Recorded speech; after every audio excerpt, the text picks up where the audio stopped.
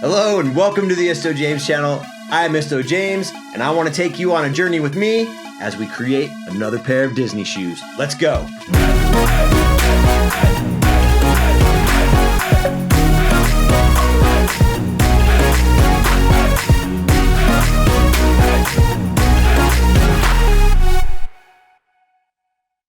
Alright, so I'm just going to talk briefly about what we're seeing here. If you want a full tutorial or a how-to, there is another video I have that you can click on and check later. I'll have that in the description. But for now, I'm just going to tell you some of the stuff I did. So this was a gift for a good friend of mine, and she has a thing for pastel watercolor.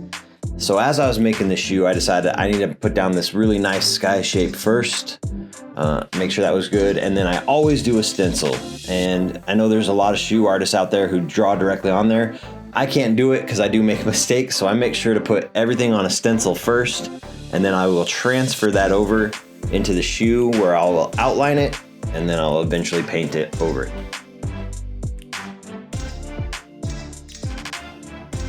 So as we get this, like I said, this is a watercolor style, so I really put a lot of extra GAC 900. I talk about this a lot when I'm working with fabric or canvas shoes.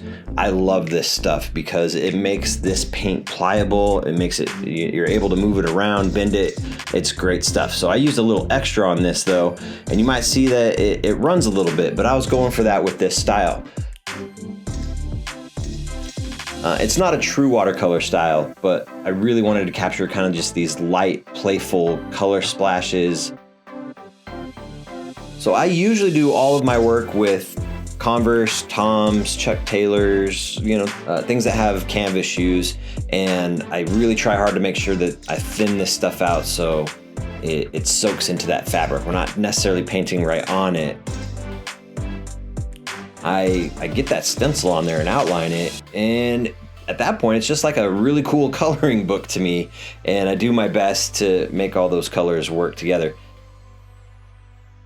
Now if I was painting on a leather shoe like Nike SBs or Jordans or anything like that, then I wouldn't use any of that. I would just paint directly onto the shoe. But again, you can check out some of these other videos I've done, especially the how-to tips and tricks. Again, that will be in the description. But if you check that video out, I will give you a more in-depth tutorial on how I do all of that. But as we're looking at Mickey here, I didn't want to just leave this stencil background. You see some swoops and swirls around him. I took this kind of silvery purple color, and I was going to help spread that in and make that some magic dust that's swirling around Mickey Mouse. And I think it came out pretty good. Everybody wants a little bit of that Disneyland magic if they're getting a Disney shoe, I think. So I think mission accomplished in this particular instance. When I'm working on stencils, I get this question a lot, is how do you make your stencils? What's the purpose? Like I said, I always use stencils when I'm working on shoes. I always get like, do you trace the image? Do you draw the image? And the answer is yes to both. It really just depends on what you're doing within the project. So if I'm doing like a logo or a very specific thing that needs to look right, I will trace it from an iPad or off of my TV to transfer it. But there's a lot of things where I'll just draw it directly onto the paper before I do it. So it's really just up to you what's comfortable, whatever it may. But for me, I use both and they work out really great. So there really is no right or wrong, just whatever works for you. There was a couple that I did trace for these shoes, but there was also a couple images that I just freehand drew because it was pretty easy.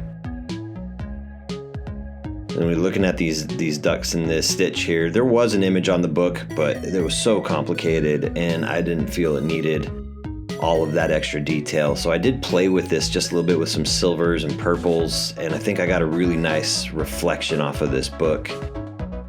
I added a little bit more depth here with these darker colors, and I think it really brought out that dimension. Plus it doesn't steal from the image, whatever they're looking at. I think the focus should definitely be Stitch and these ducks here.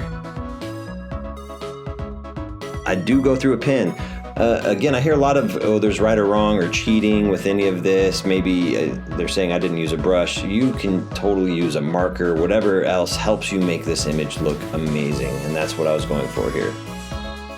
Now you see with this castle, a lot of people don't know, but this castle is very hard for me to draw for some reason. It is a lot of details in a lot of tiny little areas. I'm very happy with how this one came out though, because I was able to capture almost all of those lines. This one was one that I did trace, and I really wanted to make sure I got what I could there. This is years of experience and lots of thrown away, messed up shoes that didn't come out right because the stencil didn't work, or when I was adding it and doing it freehand, it didn't work. I won't tell you my secret at this point, but I did finally find a way to make this look accurate and true. The one tip that I will give you is you'll see some purple or pink outlines on all these hard lines. I don't use a black liner pen, which I could have used, which I had used for Mickey and with Stitch, but with this one, because I'm trying to capture that watercolor effect, I really wanted these nice pastel colors to come through, and then I do need these hard lines, because if I didn't make any hard lines or outlines, it wouldn't look complete. It would just kind of look almost like a stamp. So I came in here with this purple liner pen, just to bring out these colors, but not make them so harsh, and use a black line. And I think I really captured the desired effect here. So we get a nice, crisp, clean image, but it doesn't take away from the color.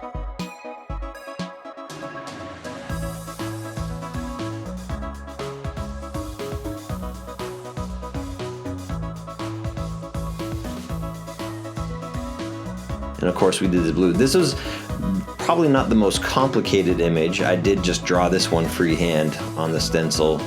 And this is probably the most fun for me to paint, I think, outside of Stitch, just because the rules aren't as strong here. It didn't need those bold lines. I had a little bit of leeway to play with it. And if any of you have ever been to Disneyland, you've definitely seen these balloons going around. And that was the entire theme of this shoe, was it was supposed to feel like a nice day at Disneyland.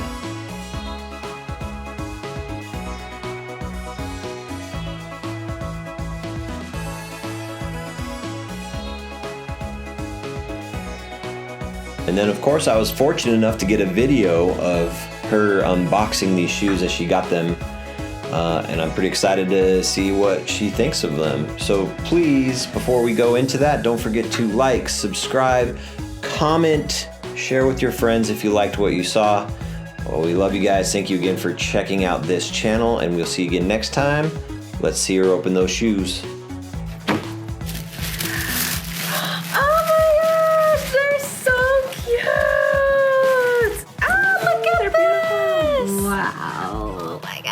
Castle. Oh, I love it. Oh my gosh. So cute. Oh my gosh, look at Mickey.